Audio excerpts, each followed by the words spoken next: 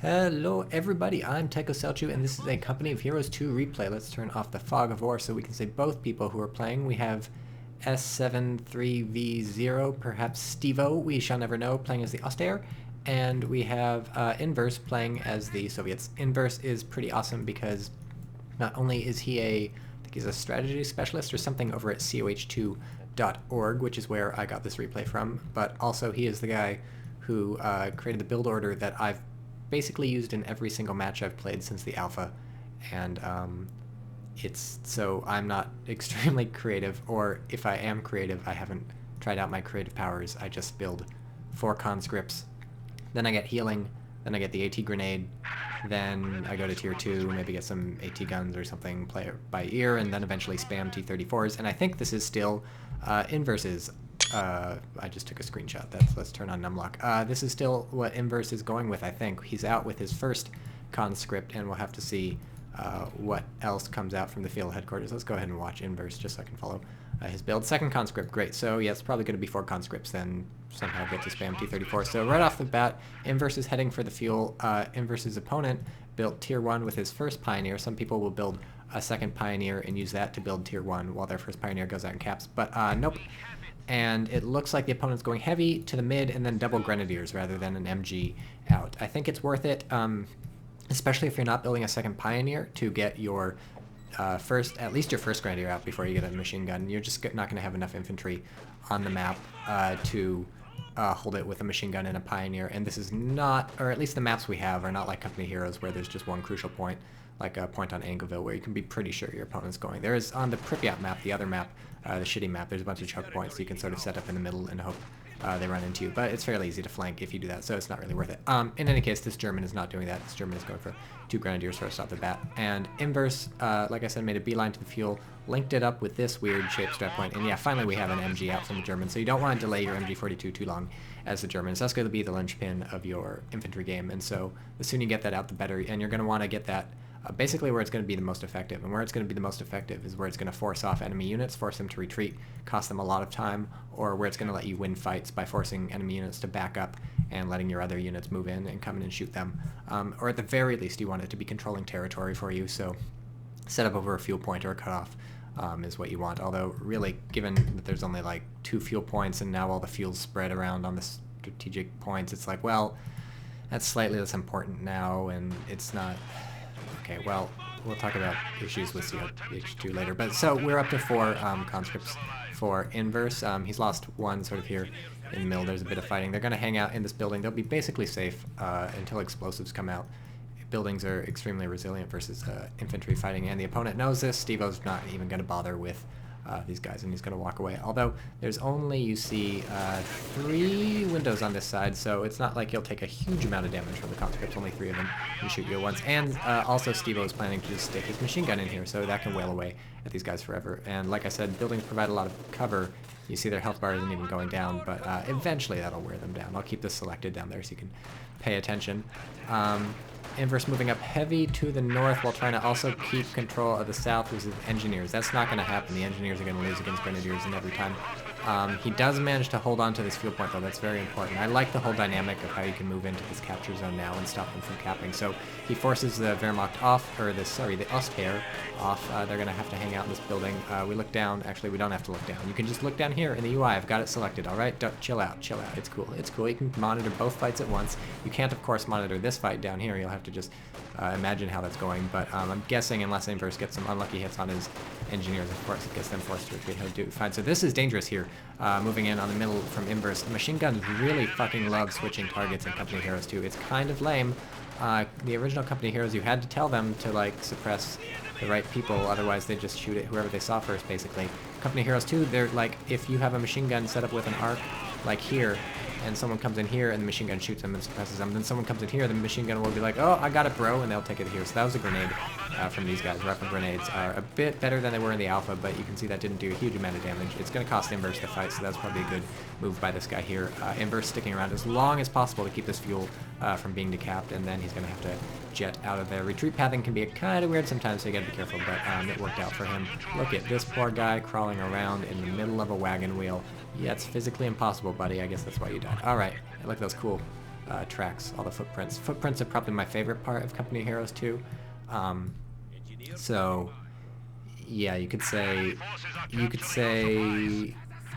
their footprints is what you could really say. So how's the map looking? Not so stupendous for Inverse. Does have his flamethrower up on these people, and that's really gonna hurt these. Yeah, look at them. They got to get out of there. So love that dance. All right, how's Inverse doing? He's got a lot of fuel, 140 fuel in the bank. He just doesn't have time to get his engineers to build anything, and it looks like he's busy microwaving up here or down there or something because his guys in the base aren't doing anything. Oh, these guys are hanging out. They need a manpower. Obviously, they need a manpower for tier 2. You see, tier 2's could cost 240 manpower versus 200 manpower for tier 1. And the reason you go for tier 2 with this Inverse strat is so that you can get your AT guns out to fight German, especially half-tracks and stuff. That'll take out the half-tracks really well in conjunction with your AT grenades. Also, this will get you a mortar if the Germans are going heavy with the machine guns, but not worried about that. So yeah, it's very risky to move in on machine guns in these sorts of buildings. It's actually, so it's harder for them to switch targets because like they can only fire out like the window, right? So if you're shooting out this window and then you can come in here, you'll be safe. So the arc can sometimes be a bit limited. This sucks. A lot of times when you get a machine gun or, yeah, just a machine gun, no other weapon teams can go in buildings. When you get a machine gun out of a building, they'll set up. And that is lame because you didn't tell them to set up, you just told them to get out. But I guess that move order is interpreted as a setup order, so that's really annoying. It can cost you the machine gun. Almost cost this guy his machine gun, but even though Inverse hopped in this building, it didn't work out. So you've got to be very careful with these grenadiers. Don't want these dying to the pioneer or to the engineers up here with the flamethrower. Need to get these grenadiers out of here. You don't want to lose a squad. Okay, good. And I'm not really sure there's any reason to keep them there because it's not like these guys can reach anybody, and this guy doesn't need to cap this point back or anything because it's still his. So we do have tier 2 up from Inverse. Doesn't have the money to buy anything, but that doesn't matter. It's going to let these engineers get out onto the field. Just kidding. They're going to build tier 3, so you can start the T-34 spam. Inverse mentioned when posting this replay that he's trying to figure out a way to maintain map control while teching because in the race to T-34 as he sort of gets pushed back, it looks like he's actually figured out how to, because if you look at map control, things are doing pretty well. Around now when the Flammenwerfer half-track comes out, that's when things start to get ugly for the Russians, and it looks like he's going to pay for it with a combat engineer. Okay, that dance was cool like the first 6 times I saw it. Now it's like, if I could go a game without someone being at a rave, I think that would be pretty sweet. But whatever. Who am I to complain? I'm sure Relic has like 8 other person on fire and dying animations that they just haven't put into the game yet. One where they do the Macarena, one where they do the robot. Right now we only have the flail around like an idiot dance.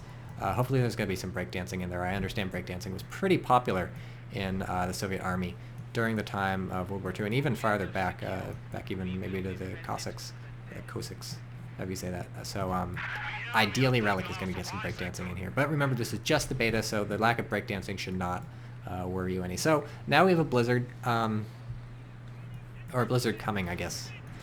I can never, I think when the stopwatch shows up when you get the blizzard proper, but first it gets all snowy and it's like, what's up, here's a blizzard. So the Slammenwerfer is going to be pretty annoying for Inverse until his tank comes out, and the opponent's doing a fairly good job of capitalizing on it. Once he gets his infantry out onto the map, things are going to look better for him. Inverse might lose a squad if he's not careful. Oh, you don't need to stick around, it's just a VP, buddy. Oh, you're going to lose it, no, no, no, no, no.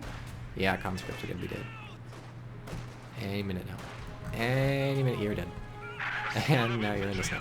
Okay, so we see him spreading out, but Inverse has come back to fight and got some good AT grenades. Sorry I missed those, everybody. If this had a replay or a rewind feature, I'd totally go back and check. But no, Relic doesn't give a shit about us. So it looks like he's going to be able to take out the Flammenwerfer. That house collapsed just like accidentally. Like fighting's happening. Oh, I guess it's because it's on fire. Yeah, set a house on fire now, it'll actually burn down. So that's interesting. Also kind of weird. You're going to run out of houses really fast. Just in general, houses are very lackluster resiliency. So luckily for the opponent, this Flammenwerfer gets a destroyed engine critical, which you cannot tell apart from the engine damage critical. I think they'll probably fix that in the future. In the alpha you sort of could, but the icons were horrible, so now they replace them with better icons, but you can't tell them apart. In any case, we see this wonderful bug where if a thing's moving at like 0.00004 miles per hour, nobody can repair it. Often even when it's stationary, nobody can repair it. Repairing is super glitchy right now. But as long as you babysit them and just give them like 8 repair orders, eventually it should work. And now we get the repair going. So it doesn't really matter because Inverse has a T-34. So let's see if we get some sweet squishing. Excellent, excellent, excellent. So T-34 spam, probably my favorite part of it is when you get the first T-34 out because, man, I think he just liquidated that guy. When you get your first T-34 out, your opponent's going to have a shit ton of infantry, and they're hopefully going to be cocky, and this is when you just drive in and smash the motherfuck out of them. Inverse getting quite lucky here, driving right past the Type 40. If this had set up 2 minutes earlier, or 2 seconds earlier, probably got shot off. So he's going to try and circle strafe these things. Good squish on the Pioneers, pushing them away from the Flammenwerfer, and he's going to have to circle strafe this sort of forever. I like how he knocks out the corner of that building with his T-34. The Russian drivers can't see anything. So what he should hopefully be doing is tasking his infantry over there. Where's this? These guys hit a mine or something, or hit a grenade? It looks like they hit a mine, I'd have to guess. Or maybe they hit some sort of bundle grenade from the Panzer Grenadiers. So he's gonna need to get some infantry in here, unless he wants to, I don't know, maybe he'll just circle straight forever. He seems to be splitting his fire half and half between the pack and the Flammenwerfer. Yeah, the Flammenwerfer's dead. He can take his time killing the Flammenwerfer because the destroyed engine critical is not going to go away until it's much more repaired. It's not going to get much more repaired while T-34 is doing the squishy squashy. So he could just take his time and focus on this. But, you know, I guess he figured, look, I'll take out the Flammenwerfer just for shits and giggles. And possibly, don't quote me on this, but I think possibly a Flammenwerfer can get a lucky engine critical on your tank and damage the engine. Not super sure about this. So here's a machine gun opening up. Is he going to get around this?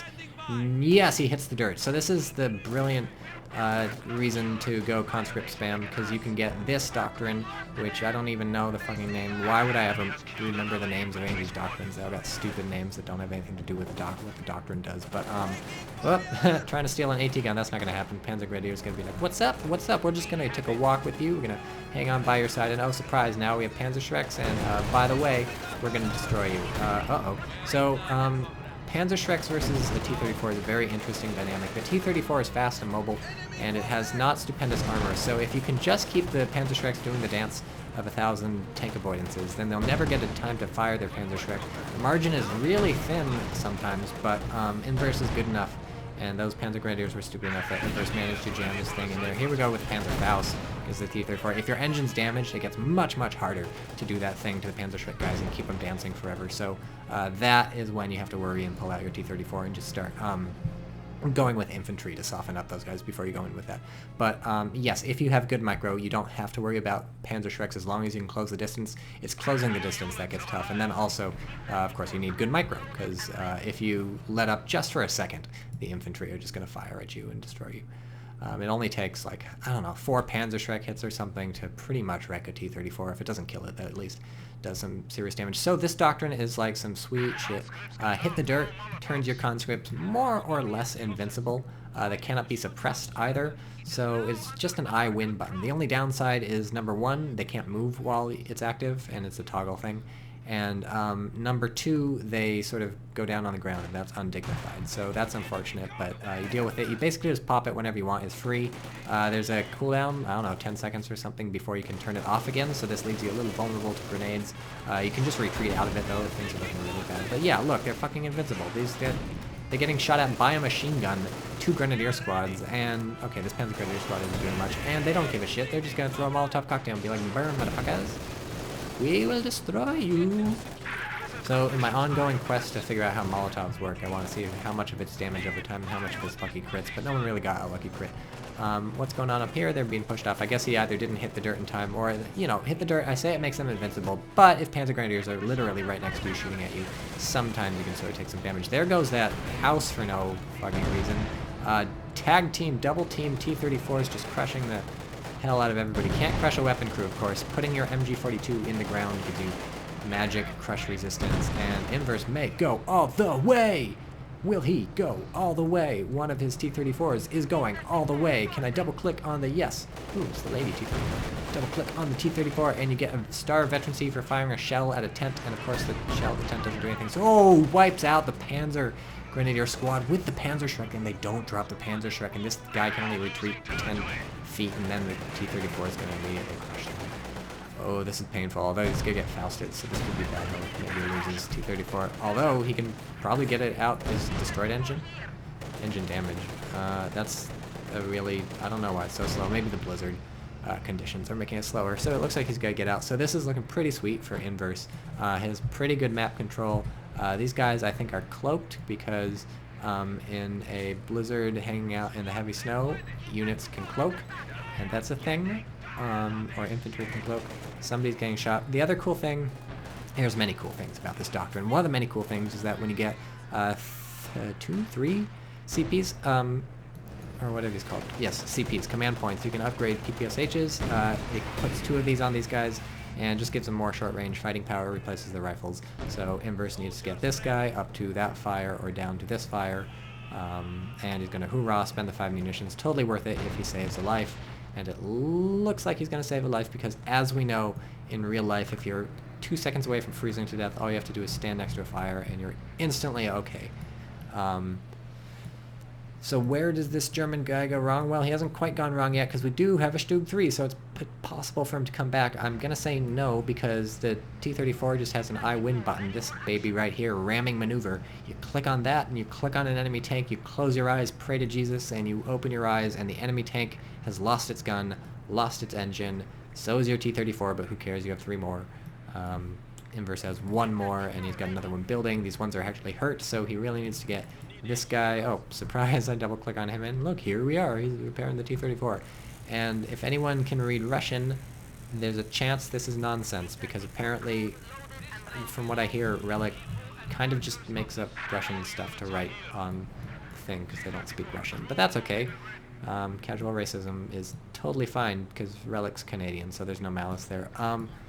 We have, I don't know, so he's going to have to make really good use of the StuG if the German player wants to come back. He does still have a fair amount of infantry on the field. I don't know, Panzer Grenadier, Grenadier, Pioneer, MG, that's a nice spread, but Inverse has the 4 conscript squads. Okay, so 4 conscript squads. This is looking kind of bad for our German player, unless he does some StuG magic. And double vet on these Grenadiers significantly increases armor. So vet is actually pretty significant in this game if you can manage to get it on people. It's the survivability that really adds to them. See, far more accurate, improved durability. I don't know, what do you get a vet 2 for a tank? Increases weapon damage and slightly reduces damage taken. That sounds pretty sweet. I don't know if I've ever seen vet 2 on a T-34. They just die so fast. Oh, those guys are freezing. So now we have 3 T-34s out for Inverse. He now sees the StuG. You see this massive damage that the StuG can do to the T-34, getting hits, I think, on the front armor and on the side. So that's like a 50%. The rear armor is this part of the side, and the front armor is this part of the side. So that may have been either, but here we go. Here's Inverse making the, probably making a ram? Probably gonna see a ram, if he even needs a ram. This has fairly good armor, so it might be that T-34 can't penetrate from the front, but he can just get around the side. We're gonna see a ram. So I've heard that the ram only disables the gun if the gun's pointing in the direction that it gets rammed from. Obviously in this case it's gonna get rammed from the front, and the gun only points to the front because it's an assault gun, but we'll see. Yeah, Inverse backing him into the corner. Look at this, trapped like a rat in a cage with rats and tanks and assault guns. Inverse is going to lose this T-34. Yeah, should definitely have rammed with her. Goodbye. So Inverse actually might be fucked here because we have this Pack 40 setting up. I don't know where this smoke came from. Does this StuG get to pop smoke? Let's swap to these people. Yeah, StuG gets to pop smoke, so this actually blocks line of sight, which means none of these T-34s out here can attack the StuG. Interesting that Inverse is getting that out. And wow, look at that. StuG took 0 damage that entire fight. So look, spamming T-34s is not an I win button. You gotta use them right. And in this case, Inverse just got way too crazy, and I have no idea why he didn't ram. He got greedy is what he did. If you ram, you're not guaranteed to lose the T-34, but chances are you will. It's going to be tough to repair that back and get it back online to save it, so that close to the enemy base. So I think Inverse got greedy. He's like, look, I'll kill the StuG without ramming it. But that didn't work at all. He paid for it with 2 T-34s. And especially when this thing was a 1 hit away from dying, that should have been an automatic ram button in Inverse's mind. Because once the T-34 is going to die, just ramming speed right into the gullet. That's what you want. And so he's got conscripts hit the dirt up here, conscripts Rada hit the dirt down here, conscripts hit the dirt down here, conscript, whoops, kidding, Pack 40 that he stole and somehow recruited. So the question is, Did he tow this all the way back to his base, or did he use the Conscript merge function? The Conscript merge function is so sweet. You click the merge button, and people from the Conscript squad will leave and join the squad you select to bring them back to full. So this is stupendous, and frankly, I don't know why anyone would ever play Germans, because the Soviets get all this awesome shit. Like, if you have a pack gun, or a Soviet AT gun that's down to 3 men, just merge with it, and, you know, you're good. So, here's the StuG. It's somehow taking some damage. I guess some 234 shots have done it. This pack is really going to scare off the StuG. And, oh, it took some attack shots, is what this 234 did. So, Inverse, I guess, runs over somebody, or good. It's hard to tell. The XP in this game is very hard to understand. It goes over the person doing the damage, or the person taking the damage, or the person doing so. There, whatever. Who got the tank kill? Was that 2 vehicles destroyed? 1 vehicle. Tough to know. Tough to know. Somebody got the vehicle kill. But Inverse's leading T-34 is pretty fast. He's just, there's no reason for him to be fighting right here outside the enemy base. He's getting cocky. He's like, look, I've outplayed this guy. And chances are he's going to win anyways. But just for those keeping track at home, for the record, this is not an ideal engagement location. It was nice for him to get this AT gun set up, but it's just very hard to defend it here. Enemy infantry was able to come in and decrew it. The StuG has a very easy time backing up. He can't get his infantry in very close without getting suppressed by these bunkers.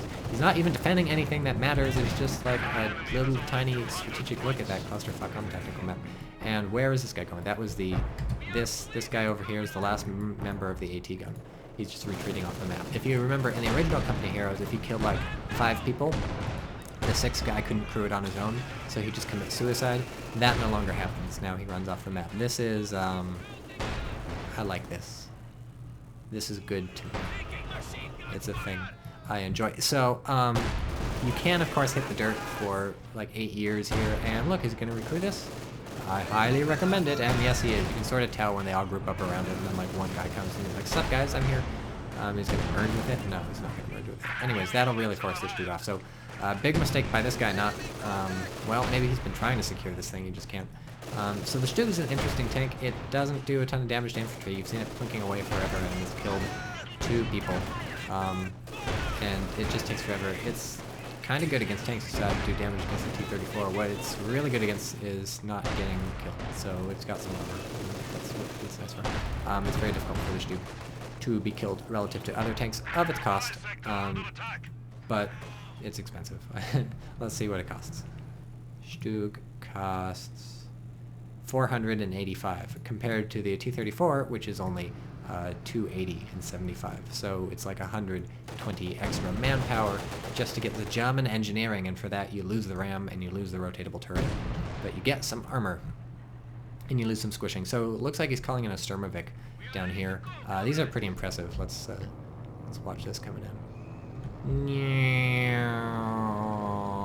It does not do anything. You know why? Because if we turn on the Fog of War, he did not see those people. And the Sturmovik can only strafe people that it sees, and sometimes it'll strafe nothing.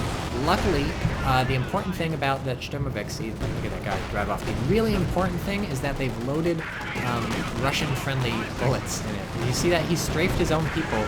0 damage. I'm not sure if that was an attempted ram or what, but that was a zero damage from the Sturmovik on your own man. It's tremendous. Look at that AT gun. It just got like strafed the fuck out of, and nothing happened. So that's a beat. And I don't know why it does that. It's just stupid. Like Company Heroes, there's some stupid stuff in it, and there's some really stupid stuff in it, and that's a really stupid thing. Like, 2 men will be standing next to each other. A Sturmovik will strafe them. One will die and the other won't. And it's like, what's the difference? One's a Soviet. So that's really weird. I'm not sure if it needs that to be balanced or not, but it's just an amazing strafing thing. It does like 4 strafing runs, and it'll wipe out like half a squad each time. If your opponent misses an IL-2 strafing run coming in, they've got a blob of infantry, that's like game over right there. And speaking of game over, it looks like this guy's down to 76 VPs. The StuG is dead. You know, a combination of running T-34s and this ZIS-2 has just killed everybody. Also used the ZIS-2 bombard ability, I think, to take out some enemy infantry. Again, why would you ever be anything but Soviet? So, Inverse won this game. The lesson here is spam conscripts, then spam T-34s. I hope you learned some stuff about the usage of RAM, and about the power of StuGs, and about how awesome that smoke thing was. And look at this. When are you ever going to see a Soviet T-34 corpse literally as far into enemy territory as is conceivably possible?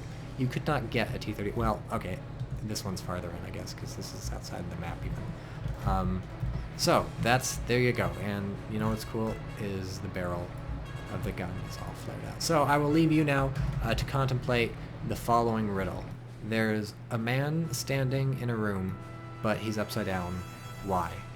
The answer, because he's on the South Pole of the world, so he's upside down. Right, the South Pole. It's at the bottom.